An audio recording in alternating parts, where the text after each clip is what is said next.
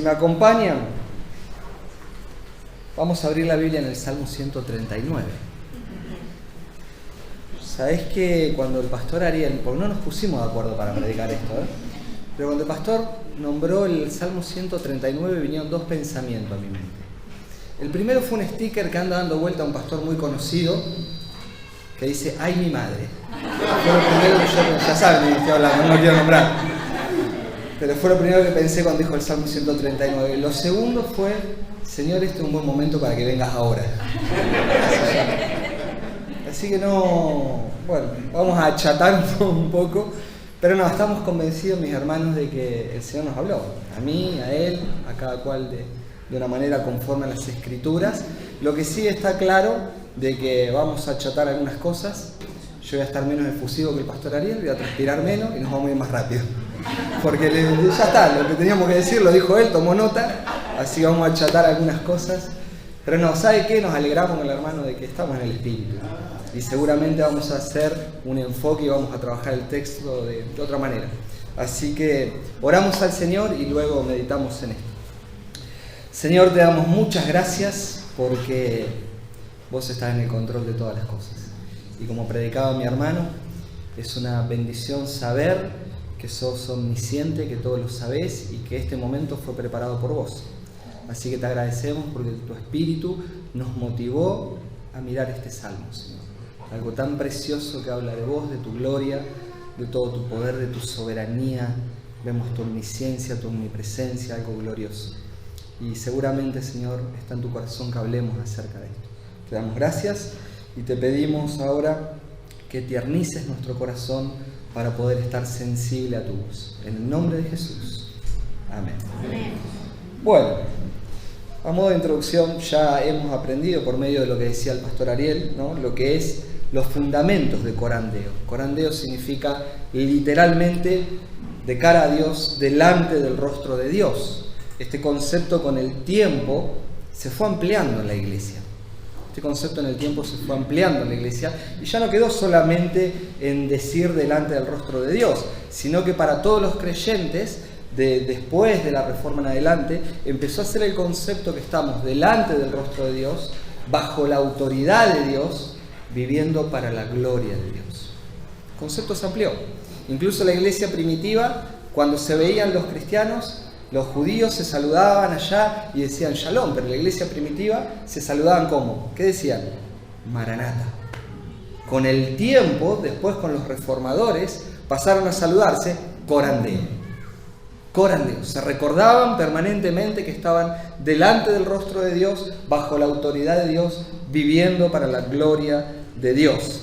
Ahora, vivir corandeo, como bien explicaba el pastor Ariel, es un sinónimo de vivir en integridad, tener vidas íntegras.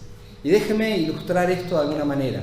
Cuenta una historia de unas personas que se sentaron a almorzar en un restaurante. Comió ahí un grupo familiar, luego de haber terminado de almorzar, ellos pagaron, se levantaron y se fueron. Y una vez que se fueron, se olvidaron una mochila. El dueño del restaurante se acercó y cuando abrió la mochila, para sorpresa de él, había muchísimo dinero en esa mochila. ¿Se imaginan las cosas que pasaron por la mente de esa persona? La tentación al ver tanto dinero junto. Pero de repente, entre buscar y buscar, encontró que había una billetera también con los documentos de estas personas. Fue, las ubicó, movido por su conciencia, y les devolvió el dinero. La gente estaba impactada, estaba maravillada y no sabían cómo agradecerle. Le contaron que ese dinero que le había devuelto era la venta de un inmueble que ellos habían hecho y que habían vendido esa propiedad para pagar la cirugía de su hija. El corazón de esta gente estaba pero conmovido de la buena actitud de este gran hombre. Y dijeron: esto no lo podemos dejar pasar así nomás. Vamos a llamar a los medios. Hay que contar esta historia. Hay que proclamar todo lo que ha pasado. Vamos a llamar a los distintos canales, a las radios. Y el hombre se negaba rotundamente. Este buen hombre decía: de ninguna manera. De ninguna manera y de ninguna manera. Pero estos buenos y agradecidos comensales insistían. Tanto, pero tanto insistían, que el hombre tuvo que decirle: no lo hagan, porque nuestro restaurante está blanqueando dinero sucio. Hermanos, ¿qué quiero decirle con esto? Este hombre pudo devolver el dinero a esta pobre familia, pero no tenía ningún empacho en otro lado en cometer un delito. ¿Me está entendiendo lo que trato de decir? A veces nosotros miramos la integridad como una parcialidad, pero si hay parcialidad, no hay integridad. Repito, a veces miramos la integridad como una parte, pero si hay una parte, no hay integridad. El pastor Ariel definió muy bien el concepto de integridad. Lo que pasó con este hombre de nuestra historia, una historia ficticia seguramente, puede pasar de alguna forma también en la vida de cualquier cristiano, porque no estamos ajenos a esto. Y déjeme decirle algo, si somos íntegros en parte, no estamos siendo íntegros. La integridad no es en parte. ¿Sabe cómo define el diccionario, la RAE, el diccionario secular, cómo define la palabra integridad? Íntegro significa entero, que está completo o que tiene todas sus partes. Algo que es de una sola pieza. Es como mirar un árbol y vemos una sola pieza. Un árbol no está armado por varias maderas, está armado de una sola pieza. Eso es ser íntegro, no estar partido. Cuando nosotros hablamos desde el punto de vista espiritual, cuando decimos un hombre es íntegro es porque no tiene su corazón dividido. Una definición que me gustó del pastor Miguel Núñez, él dice: la integridad no es necesariamente lo mismo que la honestidad. Esto aplica al caso que estábamos hablando. La integridad no es necesariamente lo mismo que la honestidad. La honestidad debe llevarnos a admitir las faltas cometidas, pero la integridad no nos permite cometer dichas faltas. Y agrega Miguel Núñez: la integridad es el fundamento del carácter. Cuando no hay integridad, no hay un carácter bien formado. Interesante, ¿no? La integridad es el fundamento del carácter. Cuando no hay integridad es porque todavía ese carácter no está bien formado. Ahora, esto suena muy lindo, suena realmente precioso, pero si nosotros somos honestos de corazón, si nosotros somos honestos con nosotros mismos, ¿cuántas veces nosotros también fracasamos en estos aspectos? Tal vez no con la gravedad de este hombre de la historia, pero ¿cuántas veces, si somos honestos con nuestro corazón, no obramos con integridad? Porque nuestro carácter todavía está en formación. Todavía estamos progresando, como decía el pastor Ariel. De alguna manera todavía estamos santificándonos y vamos en camino a eso. Entonces el punto de lo que yo quiero ver en esta tarde es cómo llevamos a la práctica esto para que nosotros seamos personas íntegras. La respuesta elemental es: necesitamos a Cristo. Esa es la respuesta más elemental. Necesitamos a Cristo. Él es nuestro ejemplo perfecto de integridad. Algo que después lo vamos a retomar más adelante. Pero asumiendo que todos los que estamos aquí somos creyentes, vamos a hablar de patrones bíblicos que nos da David justamente en este salmo, patrones prácticos para que podamos crecer nosotros en integridad.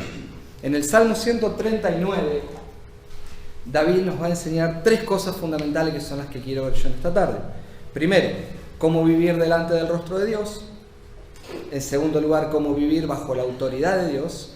En tercer lugar, cómo vivir para la gloria de Dios.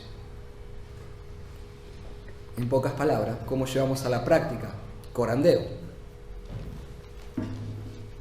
Bien, vamos a leer nuestro pasaje, si me acompañan, Salmo 139, del versículo 1. Vamos a leer primero hasta el versículo 16. Dice la palabra del Señor. Yo voy a leer de la Nueva Biblia de las Américas. Oh Señor, tú me has escudriñado y conocido. Tú conoces mi sentarme y mi levantarme. Desde lejos comprendes mis pensamientos. Tú escudriñas mi senda y mi descanso, y conoces bien todos mis caminos. Antes de que haya palabra en mi boca, oh Señor, tú ya la sabes todo. Por detrás y por delante me has cercado, y tu mano pusiste sobre mí. Tal conocimiento es demasiado maravilloso para mí. Es muy elevado, no lo puedo alcanzar. ¿A dónde me iré de tu espíritu? ¿O a dónde huiré de tu presencia? Si subo a los cielos, allí estás tú. Si en el Seol preparo mi lecho, allí tú estás. Si tomo las alas del alba y si habito en lo más remoto del mar, aún allí me guiará tu mano y me tomará tu diestra. Si digo, ciertamente las tinieblas me envolverán y la luz a mi alrededor será noche, ni aún las tinieblas son oscuras para ti, y la noche brilla como el día. Las tinieblas y la luz son iguales para ti. Porque tú formaste mis entrañas, me hiciste en el seno de mi madre. Te daré gracias porque asombrosa y maravillosamente he sido hecho. Maravillosas son tus obras y mi alma lo sabe muy bien. No estaba oculto de ti mi cuerpo, cuando en secreto fui formado y entretejido en las profundidades de la tierra. Tus ojos vieron mi embrión, y en tu libro se escribieron todos los días que me fueron dados, cuando no existía ni uno solo de ellos. Pausamos aquí, luego retomamos, pensando entonces cómo vivimos nosotros delante del rostro del Señor. Lo primero que nosotros necesitamos saber, lo primero que nosotros tenemos que tener es una visión clara de nuestro gran Dios. Esto que estuvo hablando el pastor Ariel. Para vivir de forma correcta delante de Dios necesitamos tener una visión clara de quién es nuestro Dios. Y si hay algo que David sabía, era de dos atributos fundamentales que está nombrando en este salmo: su omnisciencia y su omnipresencia. Dios sabe todo, Dios está en todo lugar. Mire los primeros versículos. Versículo 1. Oh Señor, tú me has escudriñado y conocido. Él mira lo profundo de nuestro corazón y nos conoce. Tú conoces mi sentarme y mi levantarme. Versículo 3. Tú escudriñas mi senda y mi descanso, y conoces, de vuelta, bien mis caminos. Aún antes de que haya palabra en mi boca, Señor, tú ya la sabes toda. No voy a redundar en esto porque el pastor Ariel lo estuvo explicando, pero esto es una muestra clara de la omnisciencia de Dios. David sabe que está frente al Dios que todo lo escudriña, que todo lo conoce, que nada hay oculto en su presencia. Y nosotros de la misma manera, para vivir de una forma práctica, lo primero es que debemos vivir consciente que estamos todo el tiempo bajo la mirada de Dios, que todo lo que nosotros hacemos, lo hacemos en la presencia de Dios. Todo lo que hago, todo lo que digo, todo lo que pienso, está en la presencia de Dios. Qué interesante, ¿no? Lo que hago, lo que digo, lo que pienso. O déjenmelo poner de otra manera. Lo que pienso ya inmediatamente tiene que ver con lo que digo y con lo que hago. Porque conforme pienso, es lo que después hago. Conforme son mis pensamientos, después se refleja en mi conducta. Y Dios lo sabe. Todo lo que estamos haciendo está en su presencia. Y no solamente eso, sino que Dios, aparte de saber todo, también está en todas partes donde yo me muevo. Este es el otro puntito interesante. Mira el versículo 7. ¿A dónde me iré de tu espíritu? Una pregunta retórica hace, ¿no? ¿A dónde me iré de tu espíritu? ¿O a dónde huiré de tu presencia? Dice, si subo a los cielos, allí estás. Si desciendo al Seol, al lugar de los muertos, al lugar más profundo, ahí estás. A donde quiera que yo me mueva, Dios está. Que yo lo olvide, que yo lo pierda de vista, pero Dios está. Versículo 9 dice, si tomo las alas del alba y habito en lo más remoto del mar, aún allí me guiará tu mano y me tomará tu diestra. No hay lugar de donde yo me pueda escapar de la presencia del Señor. Versículo 11. Si digo ciertamente, las tinieblas me envolverán y la luz a mi alrededor será noche, y aún las tinieblas son oscuras para ti. De vuelta, está en todas partes, todo lo conoce. No hay nada que opaque la visión. A nosotros nos cortan la luz por un segundo y nos agarra la desesperación. ¿Dónde dejé las velas? Prendí un fósforo, el celular. No sabemos para dónde ir. Nos llevamos todo por delante. Las tinieblas no son un problema para Dios. Está en todas partes, todo lo sabe, todo lo conoce, todo es igual para Él. Por donde quiera que nosotros vayamos, Dios va con nosotros. Dios sabe todo de nosotros. Qué maravilla, ¿no? Qué maravilla. Y esto debe traer a nosotros conciencia. Si nosotros queremos vivir corandeo, debemos orar: Señor, haz que esto sea una realidad en mi corazón. Que yo viva bajo esta conciencia. Que yo esté permanentemente consciente de que caminas conmigo, que todo lo sabes. Porque sabe que cuando vamos a pecar, lo primero que perdemos es la conciencia de que Dios sabe todo y que Dios está con nosotros. ¿O no? ¿Cómo fue la discusión en el huerto entre Eva y la serpiente? Se pusieron a charlar y se olvidó de todo lo que Dios le había dicho. Y Adán estaba ahí dando vuelta y tampoco participó del asunto. En ningún momento trajeron lo que Dios le había dicho, saber. Lo olvidaron. Ahora, lo maravilloso de esto es que nuestro Dios, amoroso, más allá de todas nuestras debilidades y miseria, está comprometido con nosotros. Y esto es muy alentador para nuestro corazón. Y está comprometido de tal forma que Él nos guía.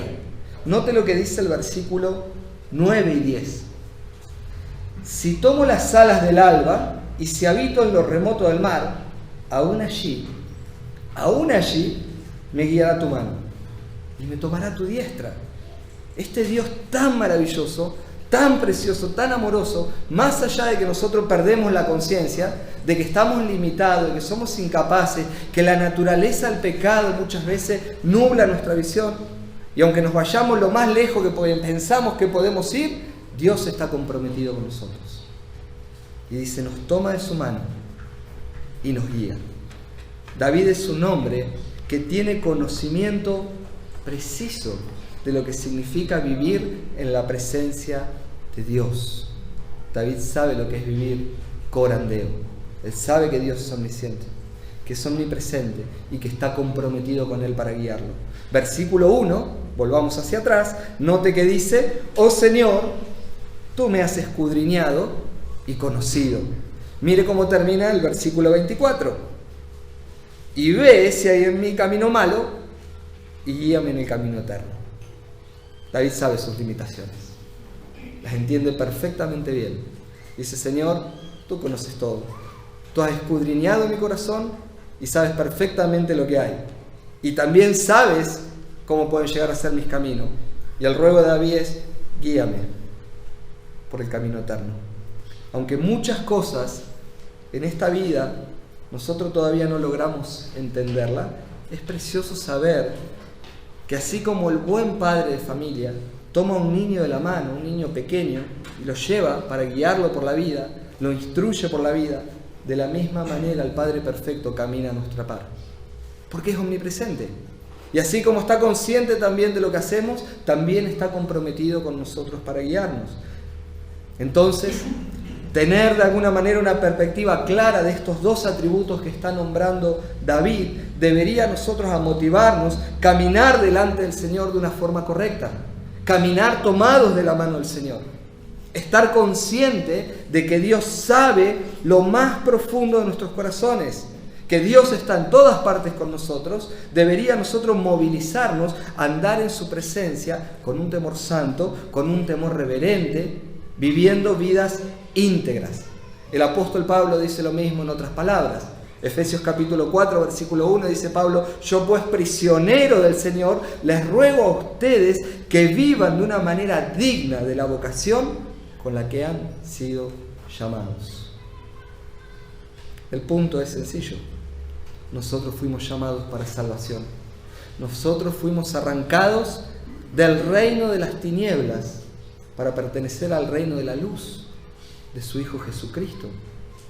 Y el llamado que ahora Pablo nos hace es que nuestro caminar sea digno del Señor. Nuestro caminar debe ser digno del Señor. Fuimos llamados por el Señor, le pertenecemos al Señor, por lo tanto nosotros ahora debemos reflejar a Cristo en nuestra manera de transitar la vida. Y eso es vivir corandeo, ser íntegros, estar consciente de que Dios está sabiendo todo, de que Dios está en todas partes, pero que Dios está comprometido conmigo para ayudarme a caminar, que no voy solo por esta tierra, que no voy solo por esta tierra. Entonces el llamado es, ahora que pertenecen a Cristo, reflejen a Cristo, caminen en integridad. Sean ustedes de una sola pieza. Sean de una sola pieza.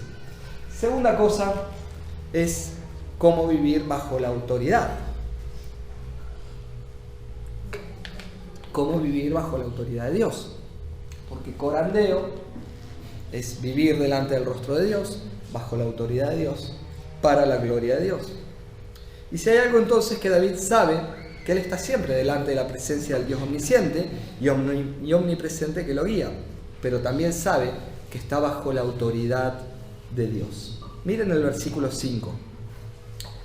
Dice David: por detrás y por delante me has cercado, y tu mano pusiste sobre mí. Versículo 6. Tal conocimiento es demasiado maravilloso para mí. Es muy elevado, no lo puedo alcanzar. Siguiendo entonces ahora la lógica de David en cuanto a la grandeza de Dios, después de lo que acabamos de leer, es fácil imaginar cómo Dios puede rodearnos para que nosotros vivamos bajo su autoridad. Es lo que está proponiendo David. Por detrás y por delante me has cercado, y note esta expresión, y tu mano pusiste sobre mí. La lógica de David es esta: un Dios tan grande, tan maravilloso, tan extraordinario, no es difícil de imaginar cómo puede rodearnos a nosotros para que nosotros estemos ahora bajo su autoridad. Note que el versículo 5 dice: tú me has cercado. Creo que Reina Valera dice: me rodeaste. Así dice Reina Valera, ¿no? Me rodeaste. Bueno, la idea es la misma. Me has puesto un cerco, me has rodeado. La idea hebrea literalmente significa: me pusiste asedio. Eso es lo que está diciendo David. Me pusiste asedio. Esta era una palabra muy utilizada cuando se hablaba de un sitio. ¿Vieron cuando ponían sitio a una ciudad? La rodeaban y le ponían asedio y nadie entraba ni salía. Bueno, esta es un poquito la idea de la fuerza que tiene esta palabra. El punto es: me pusiste límites de los cuales yo no me puedo salir. Me has rodeado de tal manera que pusiste un límite a mi vida del cual yo no me puedo salir. Y a diferencia de los ejércitos que rodeaban las ciudades para tomarlas, para masacrarlas y demás, el cerco que nos pone Dios, el cerco de Dios alrededor nuestro, no es una cuestión opresiva. Es un límite, es un cerco, un límite lleno de gracia, lleno de bondad, un límite lleno de propósito para nuestro bien. Vuelvo a repetir, no es un cerco opresivo. Cuando nosotros no entendemos la santidad de Dios, las personas viven la santidad de una manera triste, aburrida. Usted le pregunta a muchas personas: ¿y por qué te cuesta tanto esta santidad? Pero la santidad es dura, pesada, aburrida. Claro, porque ellos ven en la santidad restricciones. Restricciones. Y lo que no pueden ver es como cuando realmente hay un cerco delante de un precipicio. Bueno, nosotros vinimos por el camino del cuadrado. Precioso el camino del cuadrado. Pero hay lugares donde mirás para abajo y madre mía.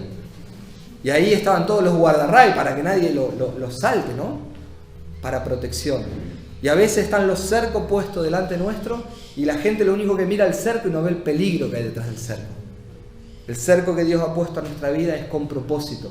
Es un cerco lleno de gracia. Eso de rodearnos tiene que ver con el propósito eterno que Dios tiene con nosotros. Y es algo que Pablo dice en Romanos 8:28, como citó el pastor Ariel. Sabemos que los que aman a Dios, todas las cosas le ayudan a bien. Esto es a lo que conforme a su propósito han sido llamados. Y versículo 29 inmediatamente dice: porque a los que antes conoció, también los predestinó. Y usted debe marcar esa palabra, los predestinó. Porque ahora lo vamos a ver, esto está conectado con algo que dice David. Dios pone un cerco alrededor nuestro con un propósito. Y Pablo dice que nosotros fuimos predestinados porque también había un propósito. El verbo predestinar, en la etimología de la palabra, es señalar un límite de antemano, como expresó el pastor Ariel. Pero no solamente es señalar un límite de antemano, sino es poner un cerco, fijar un destino de antemano. También tiene esta connotación de lo que está diciendo David. Dios nos ha rodeado antes de la fundación del mundo. Esto es maravilloso. Desde antes de la creación, Dios tenía un propósito eterno en crearnos y redimirnos. Dios tenía un propósito en crearnos y en redimirnos. Y esto le da sentido a lo que David dice en el Salmo 139. Nota versículo 13. En el 5 David dijo, esto es demasiado maravilloso en el 6. Tú me has rodeado, has puesto ahí tu mano sobre mí. Pero versículo 13, ese rodeo de Dios que tiene propósito, dice así, porque tú formaste mis entrañas, me hiciste en el seno de mi madre, te daré gracias, porque asombrosa y maravillosamente he sido hecho. Maravillosas son tus obras, y mi alma lo sabe muy bien. No estaba oculto de ti mi cuerpo, cuando en secreto fui formado y entretejido en las profundidades de la tierra. Tus ojos vieron mi embrión, y en tu libro se escribieron todos los días que me fueron dados, cuando no existía ni uno solo de ellos. Esto es tremendo, ¿no? No estábamos, pero ni en planes de nada, y ya Dios tenía determinado un plan, un propósito. Y ya todo está escrito sobre nuestras vidas. De esto habló el pastor Ariel. Versículo 17 dice, cuán preciosos también son para mí, oh Dios, tus pensamientos. Cuán inmensa es la suma de ellos. Hermanos, nuestra concepción no fue el producto del azar. Nuestra concepción no fue el producto del azar. Y esto es bueno para que lo recuerden muchas personas que a lo mejor son fruto de un embarazo no deseado. Y dicen, no, pero a mí no me querían. Mirá, lo importante es que Dios quería. Lo importante es lo que Dios quería. Porque hermano, déjame decirte una cosa. Ni siquiera tus padres determinaron que vos y yo hoy estemos acá. Fueron simplemente un medio. Y esto debe alentar nuestro corazón. Desde antes de nuestra concepción hasta el final de nuestras vidas, somos el plan y el diseño divino de nuestro gran Dios. Hermano, ¿esto no conmueve tu corazón? ¿Esto no conmueve tu corazón? Esto debe movilizarnos entonces a nosotros a entender lo que David está diciendo. Por eso queremos colocarnos bajo la autoridad de Dios. En el versículo 5, note que David ha dicho, tu mano pusiste sobre mí. Nosotros lo leemos así y bueno, lo pasamos a la ligera. Pero para el hebreo esto no era algo a la ligera. Cualquier hebreo entendía muy bien lo que estaba diciendo. Porque que Dios ponga la mano sobre ellos es un claro símbolo de la autoridad de Dios. Una muestra de la soberanía divina y de la providencia divina. El Dios Todopoderoso, el Dios Creador, tiene el control y la autoridad sobre toda la creación. Y en eso estamos vos y yo, que nos planeó de antes la fundación del mundo, que nos cercó, que nos protegió y como creador tiene todos los derechos de autor. Tiene todos los derechos. Entonces no se trata esto de que nosotros hemos decidido entregarle la autoridad a Dios. Yo recuerdo en otros tiempos de la iglesia, cuando no conocíamos demasiadas cosas saludables y teníamos muchas prácticas incorrectas. Lo que pasa que tenés que rendirte y en el fogón tenés que tirar un papelito y en el papelito renunciar a esto y entregarle la autoridad a Dios. Hermanos, Dios siempre tuvo la autoridad.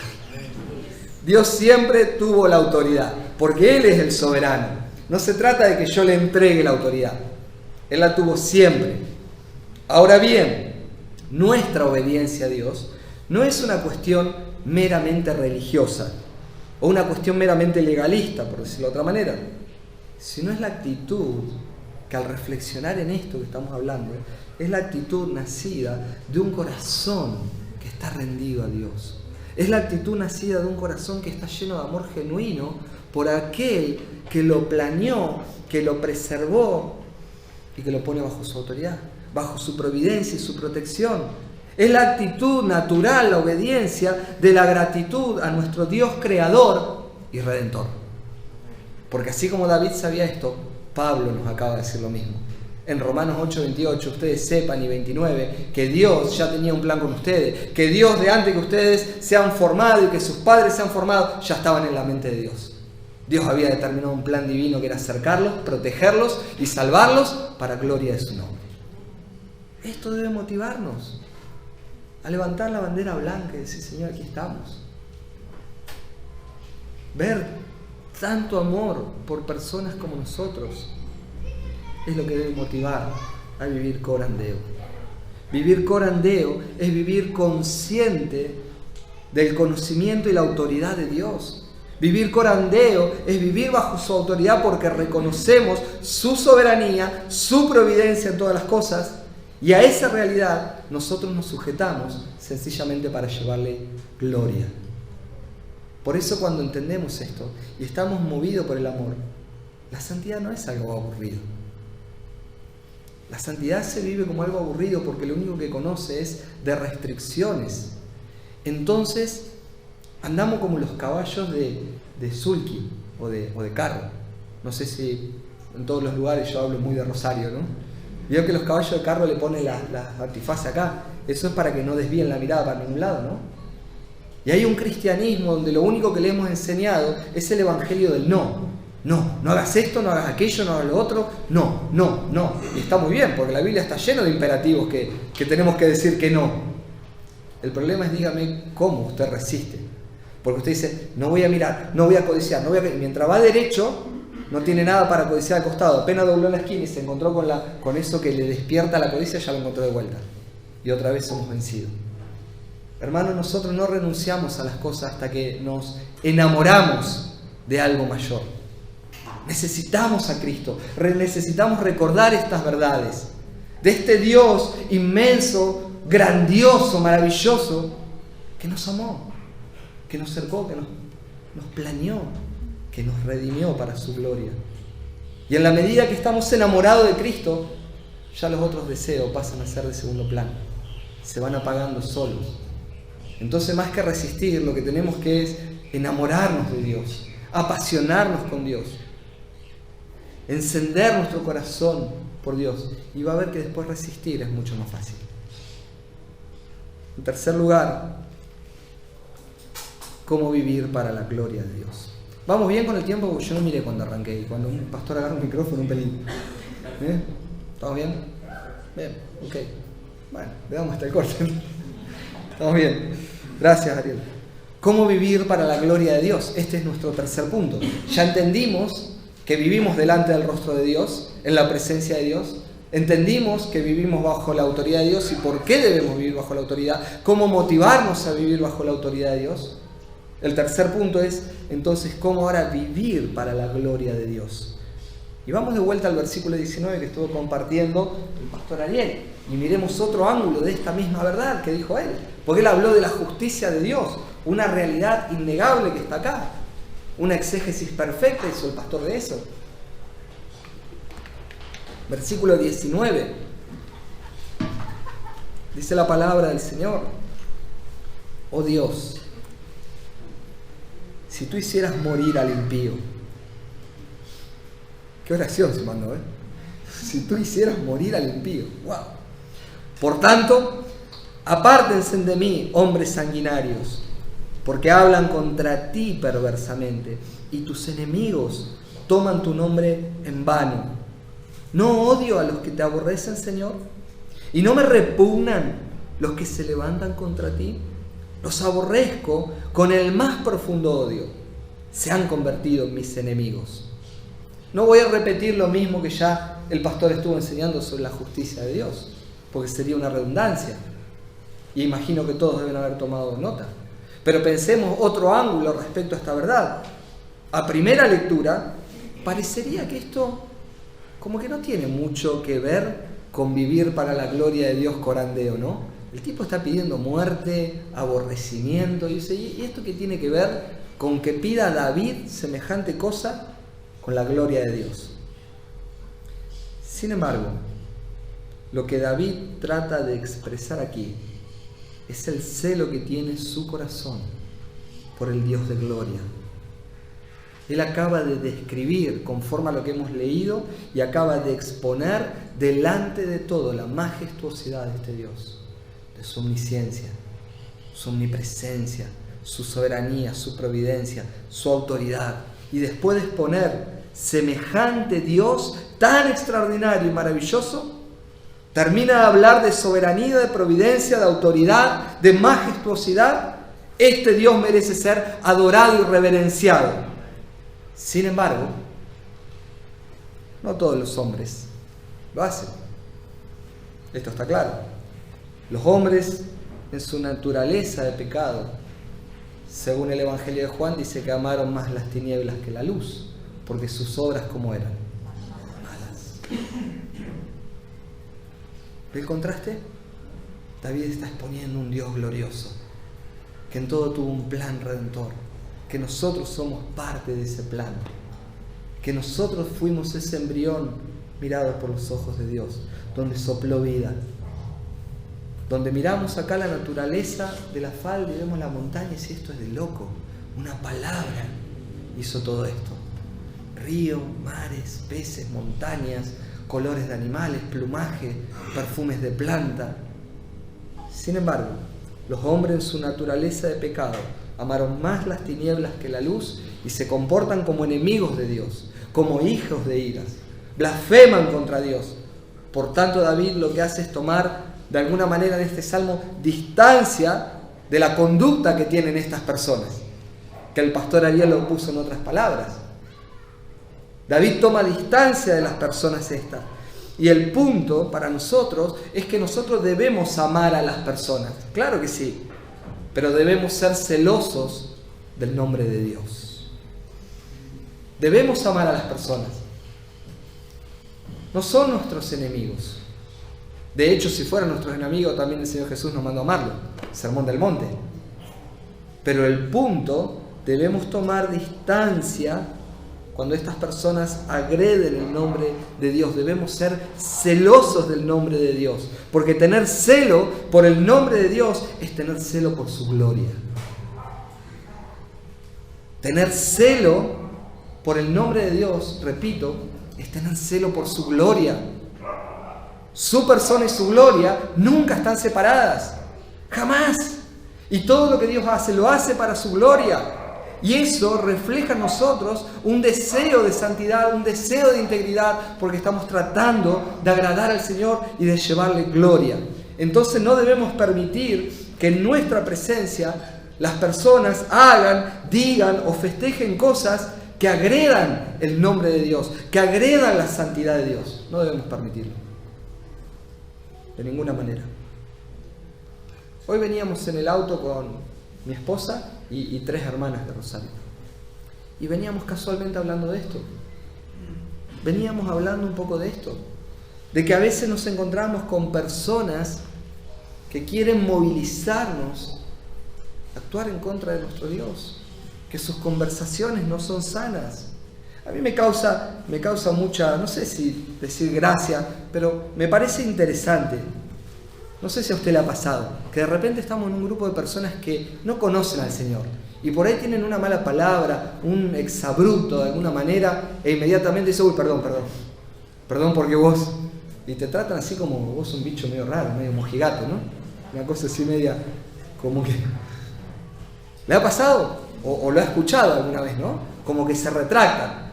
Y bueno, no pasa en todos los casos. Algunos lo hacen intencionalmente con la idea también de provocarnos. Hay de todo. Pero ellos saben, cuando hacen estas cosas, ellos saben que nuestra manera de vivir es diferente. Porque nuestra manera de vivir está conectada con la gloria de Dios.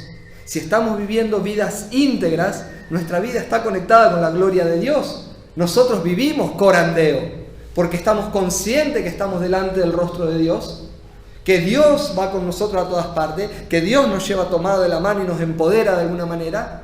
Estamos bajo la autoridad de su palabra porque queremos obedecerle para llevarle gloria y estas personas lo reconocen. Y cuando lo reconocen, de alguna manera, están viendo cómo reflejamos la gloria de Dios, aunque ellos no quieran aceptarla.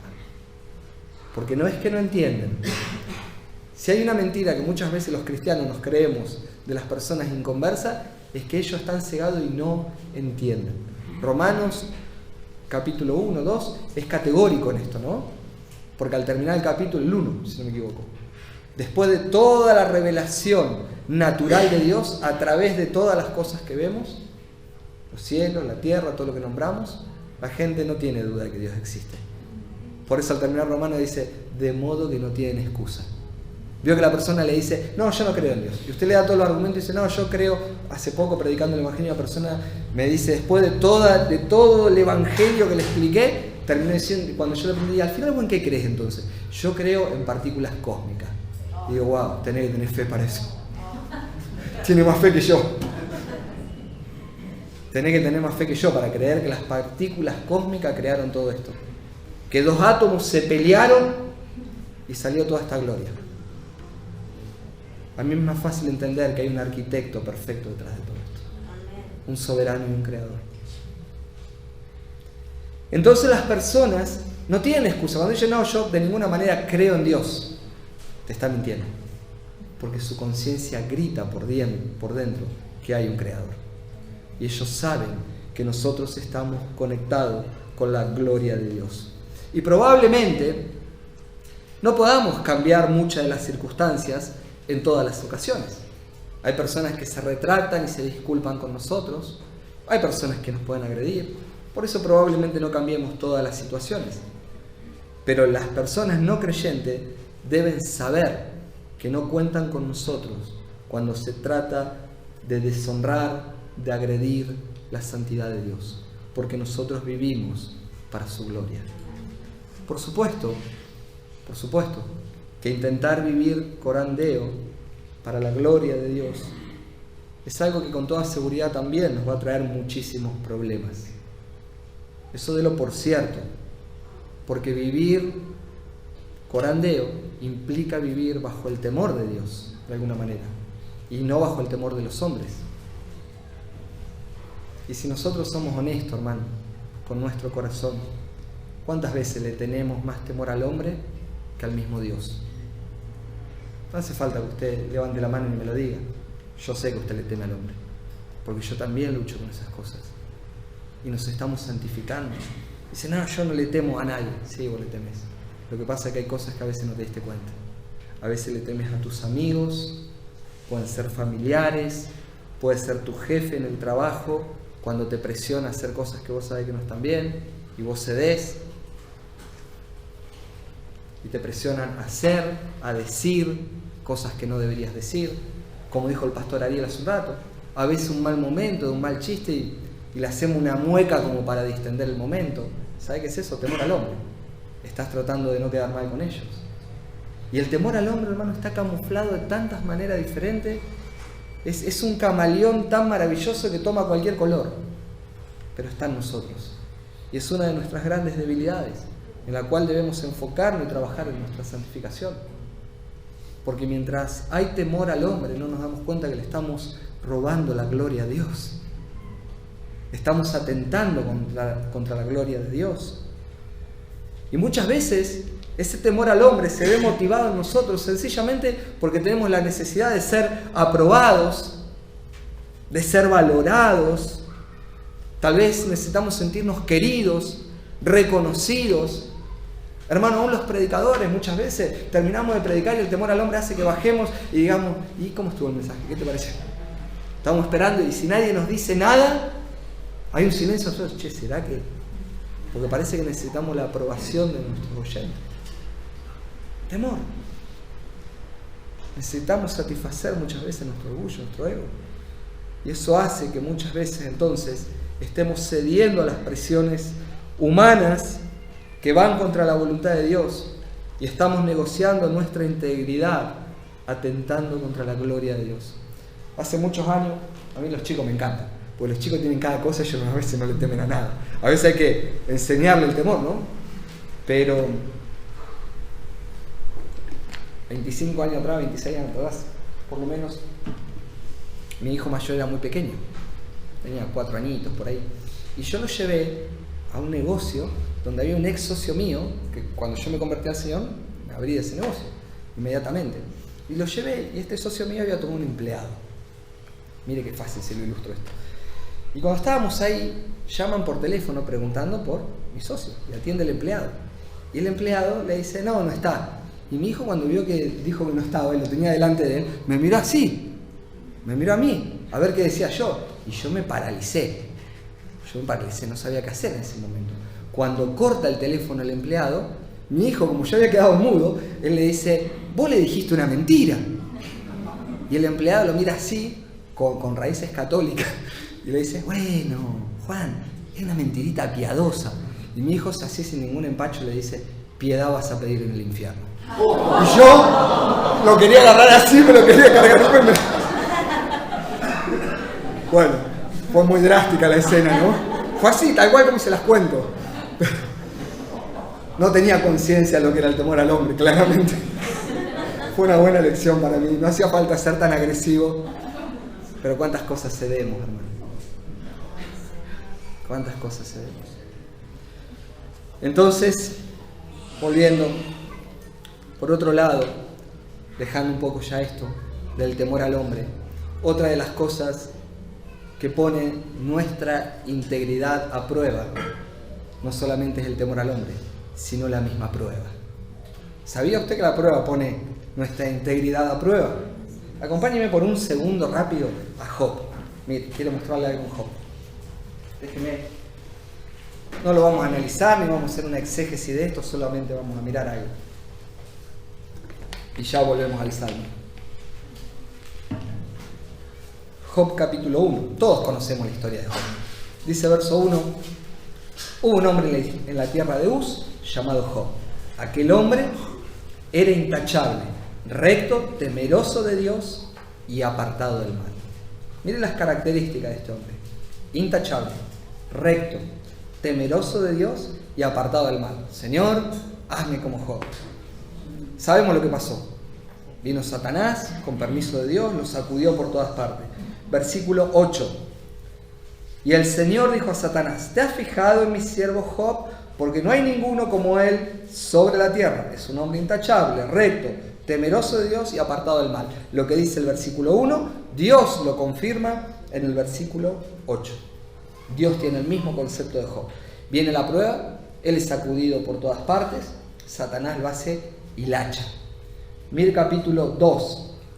Vuelven otra vez en un diálogo, Dios, Satanás. Capítulo 2, versículo 3. O vamos a leer del versículo 2. Y el Señor preguntó a Satanás, ¿de dónde vienes? Entonces Satanás respondió al Señor, de recorrer la tierra y de andar por ella. Y el Señor dijo a Satanás, ¿te has fijado en mi siervo Job? Porque no hay otro como él sobre la tierra. Es un hombre intachable, recto, temeroso de Dios y apartado del mal. Y note que dice después, y él todavía conserva su integridad. Algo que no había mencionado en el capítulo 1. La prueba refleja nuestra integridad. Baja un poquito más todavía. La mujer de Job, una bendición. Y Job tomó un pedazo, versículo 8. Tomó de tejas para rascarse mientras estaba sentado entre la ceniza. Entonces su mujer le dijo, ¿aún conservas tu integridad? La mujer reconoce que este hombre era un hombre íntegro. Después sabemos lo que le dijo la mujer y demás. Pero el punto es este, ¿no? La prueba de Job puso de manifiesto su carácter. ¿Se acuerda la definición de Núñez cuando empezamos? La honestidad nos hace reconocer nuestros pecados, pero la integridad muchas veces es lo que evita que caigamos. Estaba siendo zarandeado por todos lados. ¿Y sabe cómo termina el capítulo 2 después de que la mujer le dice esto? En el versículo 10. La mujer antes le dice, ¿aún conservas tu integridad? Maldice a Dios y muérete. Pero él le dijo, hablas como habla cualquier mujer necia. Aceptaremos el bien de Dios, pero no aceptaremos el mal. Y mire cómo termina el versículo. En todo esto Job no pecó con sus labios. La integridad protege. ¿Entiende la definición de Núñez, no? La honestidad nos hace reconocer nuestros pecados. La integridad evita que caigamos. Tremendo. La prueba de Job puso de manifiesto su carácter. Lo que se veía de forma externa en la vida de Job, que era un hombre intachable, piadoso, todo lo que se viene describiendo, era lo mismo que este hombre estaba viviendo en su intimidad con Dios. Su fe, su justicia, su piedad. Por eso la Biblia lo menciona como íntegro. No perfecto, pero íntegro. Entonces, volviéndonos ahora al Salmo de David, volvemos al Salmo 139. Volviendo al Salmo de David, David sabe que la verdadera sabiduría para vivir de forma íntegra viene de conocer a Dios y de ser conocido por Él. Mira el versículo 23, algo que también explicó el pastor Ariel. No me voy a detener mucho en esto, pero note: escudriñame, oh Dios, y conoce mi corazón. Pruébame y conoce mis inquietudes. Y ve si hay en mí camino malo y guíame en el camino eterno. Si hay algo que David reconoce, es lo peligroso que podía llegar a ser su corazón. Por lo tanto, lo que David está haciendo en estos últimos versículos es confiarle su corazón a Dios y no a él mismo. Note que él le pide a Dios: oh Dios, escudriña mi corazón, pruébalo y conoce mis pensamientos, y ve si hay camino malo. Y le pide: Señor, guíame, porque él sabe que está esa posibilidad. Y vaya que si David tuvo sus desvaríos. ¿Cuántas veces nos horrorizamos de la vida de David por el pecado que cometió con Betsabé, o no? A mí lo que menos me asusta es lo que hizo con Betsabé. Es gravísimo, claro que sí. Pero mató a Urías, y de ahí en adelante la masacre que hizo cuando se fue a vivir con los filisteos, dice que mataba a los ancianos, los niños, no dejaba a nadie en pie para que el rey no se entere. Les robaba la ropa, hermano, a los muertos. Y uno dice: ¿este hombre era conforme al corazón de Dios? Bueno, claramente era un hombre conforme al corazón de Dios, porque tenía la capacidad de venir en arrepentimiento después genuino. Entonces este hombre dice: escudriñame, oh Dios, y conoce mi corazón. Él no le confía a su propio corazón. Él confía al juicio de Dios, al examen de Dios, porque el Espíritu Santo tiene la capacidad de traer a luz las cosas que nuestro corazón puede escondernos. Hermanos, ni nosotros sabemos lo que nos esconde nuestro corazón. Escudriñame y ve si hay camino malo y guíame por el camino eterno. David reconoce los peligros, le pide a Dios que lo examine, que le muestre el mal que puede haber en él, y le pide que lo guíe por los caminos eternos. Claramente David lo que está haciendo es identificar su incapacidad y su debilidad frente al Dios Santo. Y así nos sucede también a nosotros. Por eso, mis hermanos, si queremos vivir para la gloria de Dios, es primero debemos tener una visión clara de quién es Dios. Pero también es importante que tengamos una visión clara de quién somos nosotros. De quién somos nosotros. Porque muchas veces nuestro concepto de nosotros mismos es demasiado elevado. Es demasiado elevado. Y nuestro corazón es una, como dijo Calvino, ¿no?, una fábrica de ídolos. Una fábrica de ídolos. Pero lo glorioso de todo esto es que recuerde lo que leímos antes. Así como Dios estaba comprometido con David, también Dios está comprometido con nosotros. Y el Dios que está comprometido con nosotros es el Dios que provee los recursos para que nosotros podamos vivir corandeo, para que nosotros podamos vivir de manera íntegra. Porque si no, no hay manera. Necesitamos de la provisión de Dios para vivir corandeo. Por eso yo al principio decía: necesitamos a Cristo. Sin redención, nadie puede ni soñar vivir o intentar vivir corandeo. Todo empieza con el Evangelio de Cristo. Cuando somos transformados en nuestro corazón, cuando nuestro corazón es cambiado.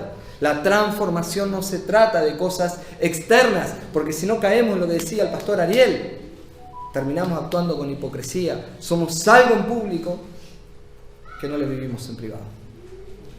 Entonces la transformación va del interior hacia el exterior. Y yo imagino que todos los que estamos aquí le pertenecemos a Cristo. Y si vos sentís que no le pertenecés todavía a Cristo, bueno, pues puede ser tu oportunidad. Todavía tenemos 3 días por delante para seguir charlando del Evangelio.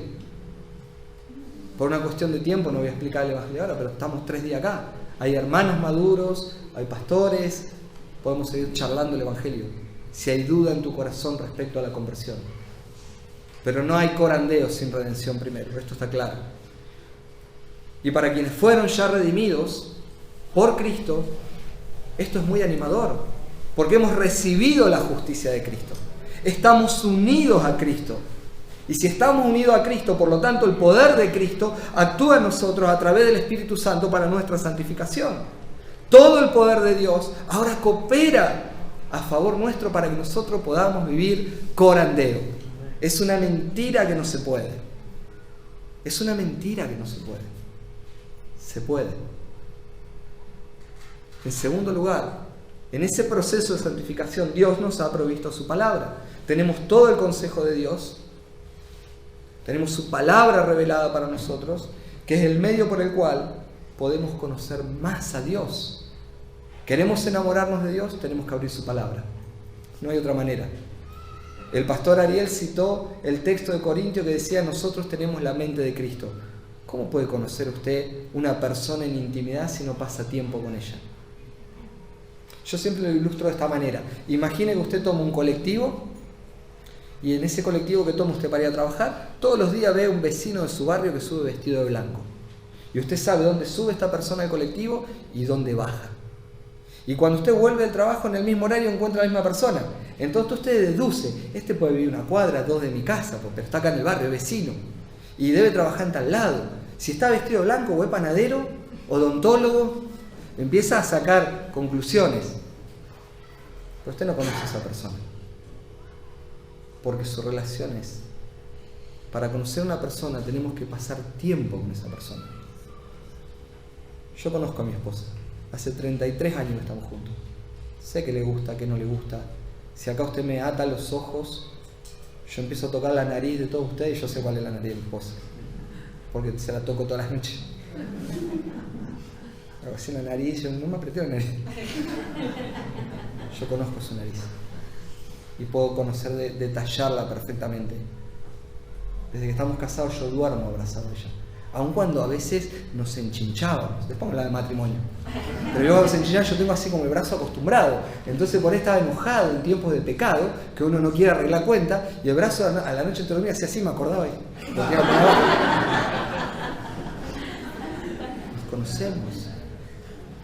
Nos conocemos íntimamente. Quiere conocer al Señor, necesita pasar tiempo con la palabra de Dios. Necesita pasar tiempo de rodillas. Y vamos a conocer a Dios. Entonces Dios nos ha provisto su palabra para Él revelarse, para que nosotros nos enamoremos de este Dios glorioso, nos apasionemos y crezcamos en esa pasión por Cristo, donde cuando Cristo está en nuestras vidas, toda su gloria opaca cualquier brillo que pueda mostrarnos este mundo. Entonces al estudiar las Escrituras yo puedo crecer en esto, en el conocimiento de su voluntad. Y si crezco en el conocimiento de su voluntad, ahora yo puedo obedecer mejor y puedo ponerme bajo su autoridad. Vivo delante de su rostro, entiendo su voluntad, entonces por lo tanto estoy debajo de su autoridad. Cuando obedezco, vivo para su gloria. Vivo corandeo. En esa intimidad con el Señor es donde le podemos pedir: Señor, examina mi corazón, descubre mis ídolos. En esa intimidad yo puedo confesarle mis pecados, mis miedos, mis miserias, mis inseguridades, porque Él es el Padre que me guía de la mano, como decía el Salmo 139. En esa intimidad yo puedo pedirle perdón y saber que Él perdona mis pecados y que me limpia de toda maldad. En esa intimidad es donde puedo pedirle al Señor que me ayude a escapar de las cosas que son debilidades para mí, en los pecados que me son ocultos. En esa intimidad puedo vivir una vida íntegra para la gloria de Dios. Hermanos, Lutero decía que la esencia de la vida cristiana era vivir corandeo.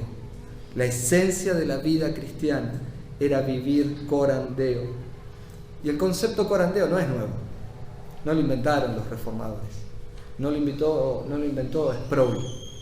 Ni Ariel, ni yo. Nunca el concepto corandeo, y no voy a entrar en esto porque ya el pastor dio el claro significado teológico, pero nunca fue más claro corandeo que en el huerto del Edén, antes de la caída, donde el hombre estaba en la presencia de Dios permanentemente, donde el hombre hablaba con Dios, donde el hombre estaba bajo la autoridad de Dios, donde todo era la gloria de Dios y el hombre no tenía de qué avergonzarse, hasta que el pecado entró al mundo y arruinó todo. La caída en Génesis 3 interrumpió esa comunión perfecta y arruinó o desfiguró de alguna manera el corandeo. Pero gloria a Dios por Jesucristo. porque Él vino para recuperar el bastón de mando que Adán perdió en el huerto del Edén. Él vino a traer redención, Él vino a traer restauración de todo lo que estaba dañado, para que nosotros ahora sí podamos vivir en comunión con Dios y vivir de verdad corandeo. Y aunque todavía nosotros no lo vemos, tenemos la promesa que un día estaremos con el Señor cara a cara. Amén. Escuche esto. Primera de Juan 3:2 dice: amados, ahora somos hijos de Dios. Ahora, no después, somos hijos de Dios. Y aún no se ha manifestado lo que habremos de ser. Pero sabemos que cuando Cristo se manifieste, seremos semejantes a Él, porque le veremos cara a cara. Le veremos cara a cara. Ahí alcanzaremos la promesa de vivir corandeo, como en el huerto. Y esta es la gran meta del cristiano: contemplar un día el rostro del Señor, cara a cara, y vivir en su presencia por la eternidad. Y aunque todavía no estamos en la plenitud de la promesa, ya vivimos como hijos de Dios en su presencia, bajo su autoridad y para su gloria. El Señor nos ayude. Padre, te damos muchas gracias. Tú eres bueno y has querido hablarnos hoy por el mismo salmo de distintas formas. Ayúdanos a pensar en todo lo que hemos compartido. Gracias por la vida del pastor Ariel, por lo que nos enseñó. Gracias por tu palabra, que es bendita. Pero ahora te pedimos, Señor, que tu palabra siga trabajando en nuestros corazones, que haga el efecto para el cual tú la enviaste, porque eso es lo único, Señor, que marca la diferencia y que lleva gloria a tu nombre. No es el predicador, no es nuestro tiempo, es tu palabra obrando en nuestro corazón, aplicada e instrumentada por el Espíritu Santo. Por eso, Señor, glorifica tu nombre, glorifica tu palabra, exáltate en medio nuestro y ayúdanos a vivir vidas íntegras para la gloria y honra de tu nombre. Lo pedimos todo en el nombre de tu amado Hijo Jesús. Amén.